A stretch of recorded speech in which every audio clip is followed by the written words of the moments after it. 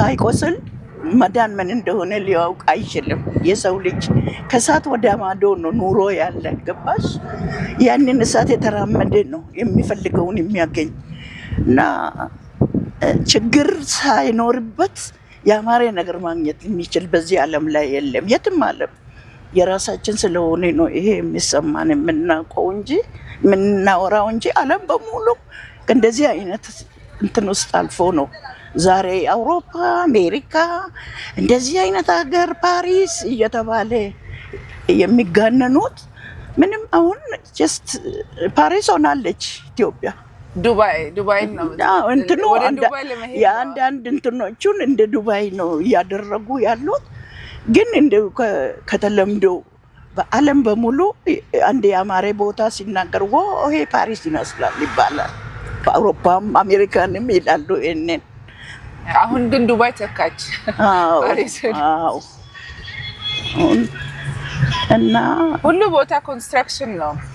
አሁን ሁሉ ድፍን ኢትዮጵያ በእንጂ አዲስ አበባ ብቻ ሳይሆን ድፍን ኢትዮጵያ ኮንስትራክሽን። ክፍለ ሀገርም ነው። አዎ እኔ የተወለድኩበት አሁን ትንሽ ቀን ትሄጃለሽ አጋሮ መላ ኢትዮጵያን የምታስጠራ አጋሮ የቡና ሀገር የፍቅር ሀገር የሆነችው ከዚህ በፊት የነበሩ መንግስታቶች ያሏትን ከውስጡ ቧጣው ይዘው መሸሽ ነው እንጂ ዞር ብሎ ያያት ሰው አልነበረም። አሁን አብይ አጋሮ ሀገሩን ገነባ ሀገር አደረገ። ራሷን የቻለች ሀገር ናት ሀገሪቱ። በኢኮኖሚ የኢትዮጵያ ኩዌት ተብላ ነበር የምትጠራ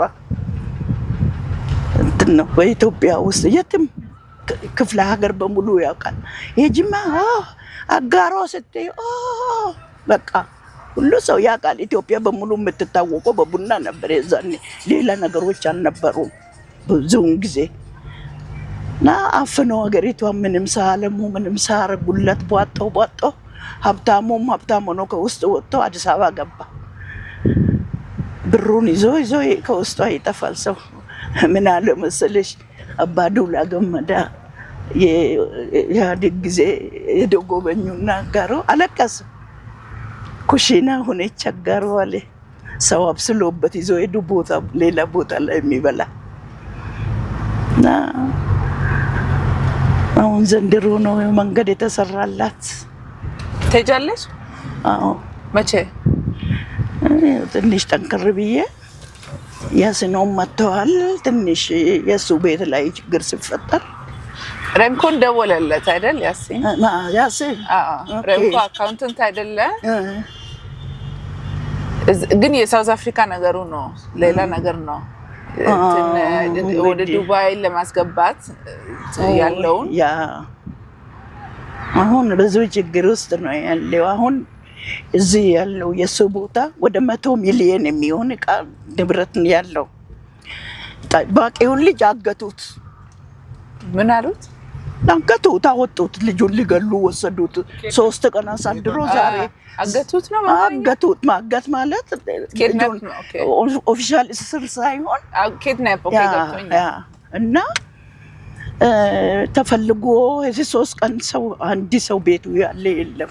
እሱን ፍለጋ ዛሬ ወደ 11 ሰዓት ማለት 5 ሰዓት እንደ ኢትዮጵያ አቆጣጠር አምጥቶ ደብድቦ ሰባብረውት እንዳይሞት እንዳይሽር አድርገው በሩ ላይ ጥለውት ሄዱ።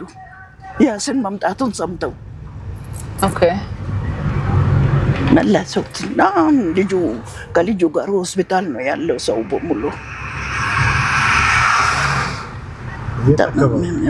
የት አካባቢ ነው? ካራቆሬ አዲስ አበባ ነው? አዎ የኔ ቤት አካባቢ ነው። የት ነው ቤትሽ? ወለቴ። ስሞቹ ውጪ ነው። ይሄ ሩቅ ነው። እንትን ነው ክልሉ የአዲስ አበባ ክልል አይደለም፣ ኦሮሚያ ክልል ናቸው እነሱ። ወደ ፉሪያ ማለት ነው። እዛ ነው የሱም ከኔ ቤት ትንሽ አለፈ ብለው ነው ወደ ሰበታ መሄጃ ማለት ነው። ወለቴ ነው በቃ ከተማው ወለቴ ነው የምትታወቀው። ግን እኔ ቦታ የተሰራበት ወደ ከተማ ወለቴ ጋር ሳይሆን ለውጭ ሀገር ኮንስትራክሽን ቦታው ተሰጥቶ ነበር። ቦታው ተሰጥቶ እነሱ አልምተው አጥር ሰርተውበት ሁሉም ነገር ካዘጋጁ በኋላ ፋብሪካውን አልሰሩበትም። አሁን እኛን ቤታችንን ስላፈረሱ ነው እንትን የተሰጠን። ሰው ደግሞ ወደ ገጠር ሄደን መሬት አንወስድም፣ ወደ አዲስ አበባ መጠጋት መሄድ ነው የምንፈልገው ብሎ ሰዎቹ ሲከራከሩ ጊዜ ያንን የውጭ ዜጎች ያለሙትን ቦታ ሰጡ እና ጀስት አውሮፓ ነው የሚመስለው ሰፈሩ በሙሉ። ደስ የሚል ቦታ ነው። ትንሽ ከአዲስ አበባ ውጭ በሆኑ ነው እንጂ ወደ ዳገቱ በኩል ነው። አዎ እዛ ማስታወስ ወደ ዳገቱ ነው አይደል ማም? ወደ ዳገቱ ነው አይደል? ወይ ውጭ ዳገት? የተኛው ዳገት ወደ ላይ በኩል ወደ ታች እንደው መሬቱ የድሮ አውሮፕላን ማረፊያ ምናምን የሚባል ላንቺ አይገባሽም ብነግርሽ አንቺ ችግር ነው እዛ አካባቢ የማታውቂው። ወደ ልበልሽ የጅማ በር ነው፣ ወደ ጅማ መሄጃ ወደዛ ነው መንገዱ። እንትን ይሄ አለርት ሆስፒታል አለ እዛ አካባቢ። ድሮ እንደ ገጠር ነው የሚታየው አለርት እንትኑ። አሁን እኮ መሀል በሉ። አዎ አሁን መሀል ከተማ ሆነ። ሰባታና አዲስ አበባ ራሱ ተገናኝተዋል አይደል?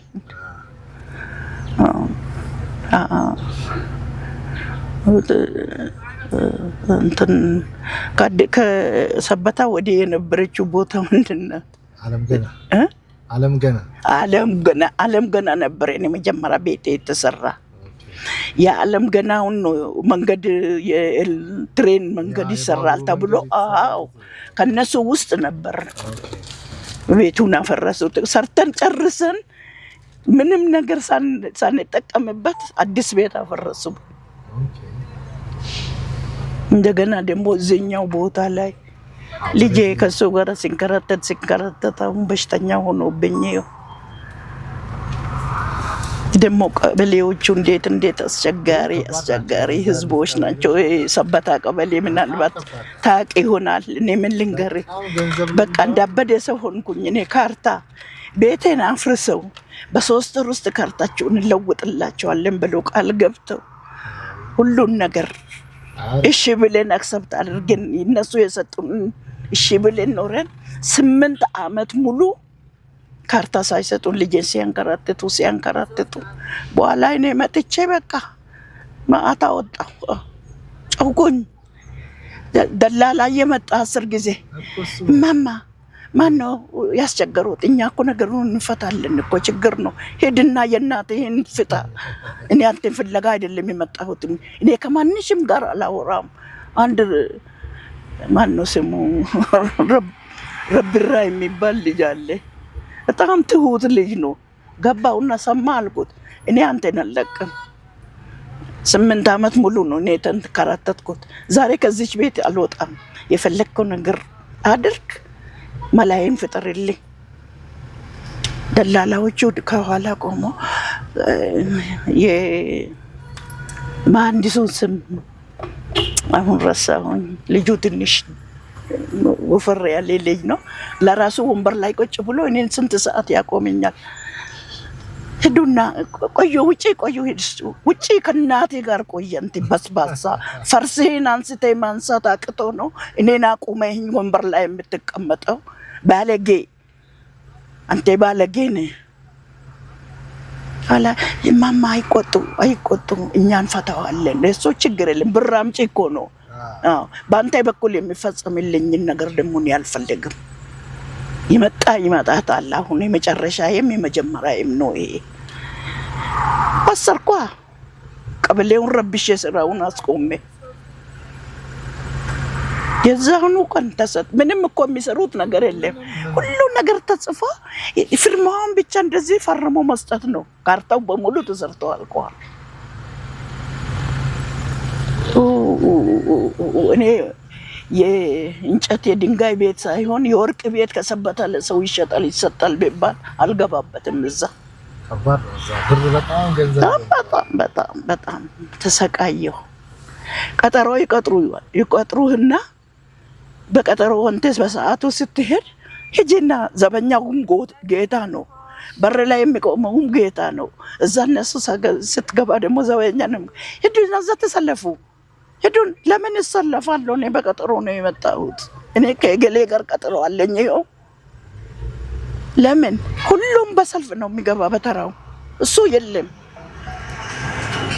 በኋላ አለቃውን እጄ ቀጥ ጉሪ በእጁን ያስኩት ምንም ሳልል እንደዚህ ደነገጠና የምነው አልክ። ተጨንቄ ነው እኔ ስንቱን እንደምንለማመጥ ግራ ገባኝ አልኩት። ምንም እንትን ሳልል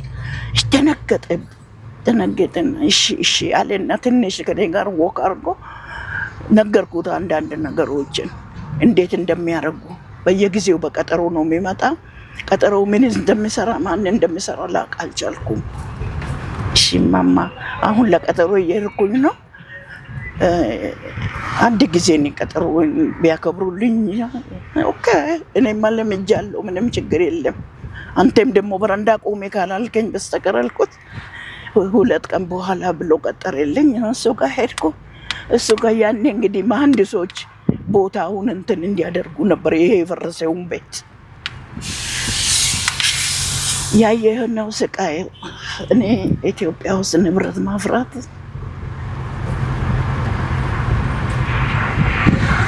ጉቦ በርቶ ጉቦ በኦፊሻል ከዘበኛው እስከ ዋና አለቃው በኦፊሻል በቃ እንትኑ ሎጋሎ ብቻ ነው ያልተጻፈ። እውነቴን ነው እውነቴን ችላ አንድ ነገር ጨምሮ ያይልኝ ኦፊሻሊ በቃ እንደዚሁ ታነባለህ ስታዩ ፊታቸው በጣም አስቸጋሪ ነው። የኛ ሰው ገና ነው። የሰው ሀገር አሁን የኛ ብር ነው አውሮፓን ያበለጸገ፣ የኛ እውቀት ነው አሜሪካንን ያሳደገ። እውነት ውስጥ ገብተን እናወራለን ብንል ግን የሰው ሀገር እናመሰግናለን እናሞግሳለን። ዱባይ እኮ ኢትዮጵያ ናት እኮ ውሃ ፍራንክ ስትሰጣቸው የነበረችው ትናንትና ጠቅላላ አረብ ሀገሮች ትናንትና ነው የተነሱ ለዚህ ደረጃ ያደረሱ። አንድም ሰው አፍሪካና አረብ ሀገር የኢትዮጵያ እጅ የሌለበት ሀገር የለም። ሁሉንም ስትረዳ የነበረች ሀገር ናት። ዛሬ የዱባይ ባራ ሆኖ እኛ ልጆች እዛ ሰቃያሉ።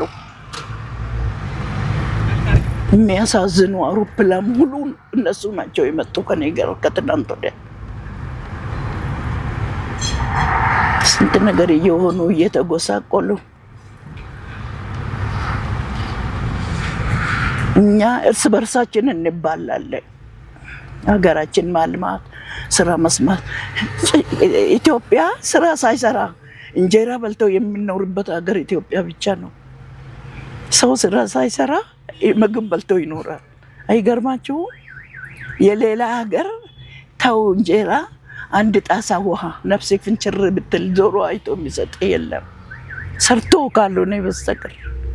ማንም ሰው እግዚአብሔር ራሱ ምድርን ሰማይን ሲፈጥር ሁሉ የሰው ልጅ ኑሮ መሬት ውስጥ ነው የፈጠረ። ምንም ከሰማይ የሚወርድልን ነገር የለም። ምንም ከመሬት ውስጥ ነው እንጂ ቆፍረን የምናገኘው። ድንች መሬት ውስጥ ነው፣ ሽንኩርት መሬት ውስጥ ነው፣ ጤፍ መሬት ውስጥ ነው፣ በቆሎ መሬት ውስጥ ነው።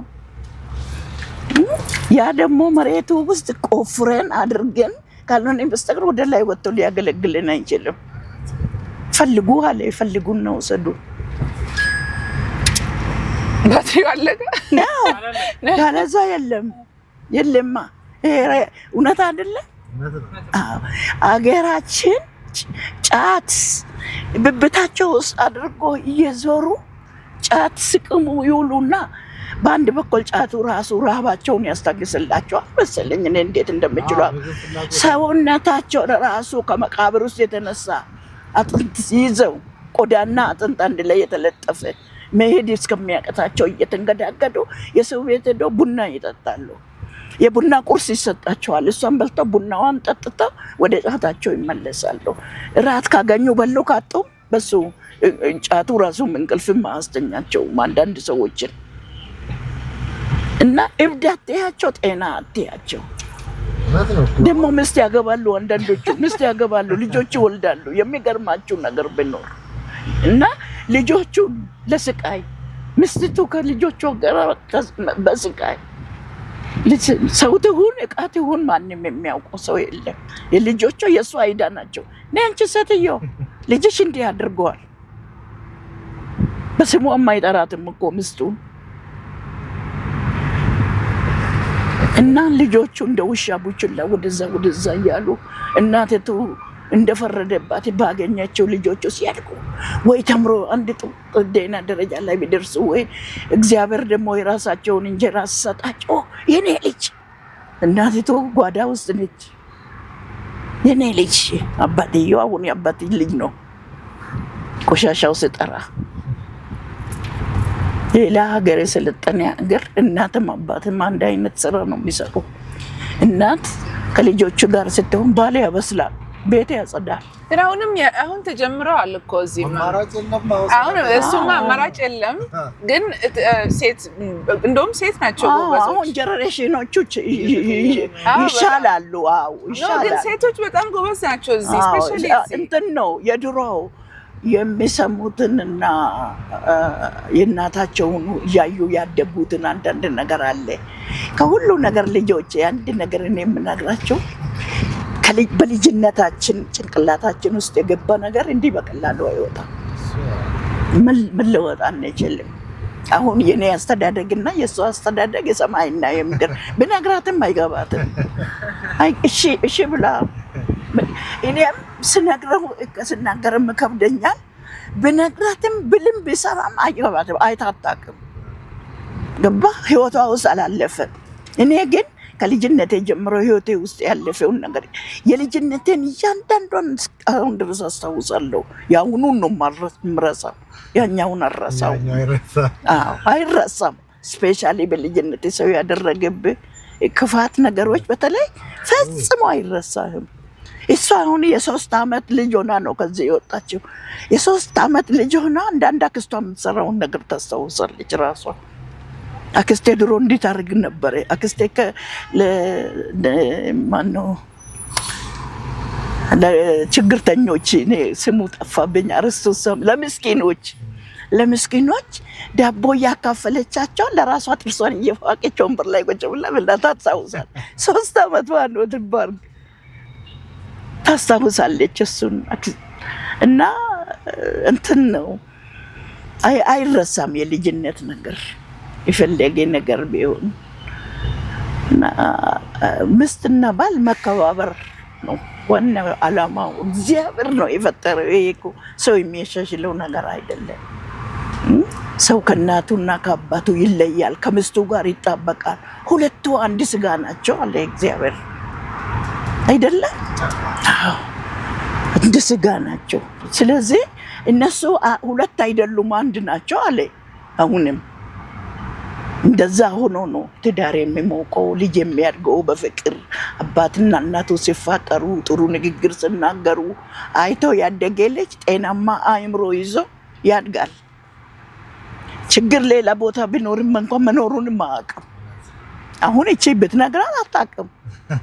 ምንም ያየችው ነገር የለም። መሳቅ መጫወት ብቻ ነው የምታውቀው። የፈለገ ነገር ችግር ቢይዘኝ እሷ እንድትሰማ እንድታውቅ አላረግም። ቁጭ ብዬ እሷ እያለች ዲስከስ አላረግም። ገባ? እኔ ከልጅነቴ ጀምሮ እንደዚህ አይነት ኑሮ ፈልጋለሁ፣ ግን ማግኘት አልቻልኩም። ትምህርት ራሱ በጦርነት ነው የተማርኩት። በጦርነት 3 ጊዜ ሽጉጥ ተመዞብኝ፣ 3 ጊዜ አጎቴ እንዳልማር እናት አባቴ በልጅነቴ ነው የሞቱት። አያት ቤት ነው ያደግኩት። እና የት ነው? አጋሮ አብይ ጋር እኮ ያና አብይ ቤተሰብ እኮ በደንብ የምንጠያየቅ ቤተሰብ ነን። ግን እሱ ልጅ ሆኖ ነው ከሀገር የወጣሁት። እኔ ድሬዳዋ 10 ዓመት ቁጭ ብዬ ነበረ። 42 ዓመቴ ከአጋሮ ከወጣሁ። እውነት ነው እኮ አጋሮ ድሬዳዋ ነበርኩኝ። ድሬዳዋ ጅቡቲ ስራ ሰራ ነበር። ንግድ ነበር። ዱባይ፣ ድሬዳዋ፣ ሶማሊያ ሀገር ሁሉ እንደዚህ እየዞርኩ በሳምንት 3 ጊዜ ጅቡቲ ሄዳለሁ። እና ጠዋት ሄዳለሁ፣ ማታ ተመልሼ እመጣለሁ። በሳምንት 3 ጊዜ። እና እንደዚህ ነው ለንግድ የሚዘዋወረው። እዛ ጫማ፣ ልብስ፣ ወርቅ ሁሉ ነገር ገንዘብ የሚሆነው ነገር በሙሉ ድሬዳዋ ይዤ እመጣለሁ። ድሬዳዋ የሚቀበሉኝ ነጋዴዎች አሉ። ይሄን ታያለሽ ማም፣ ይሄ ውጭውን እያየሽ ነው እየፈረሰ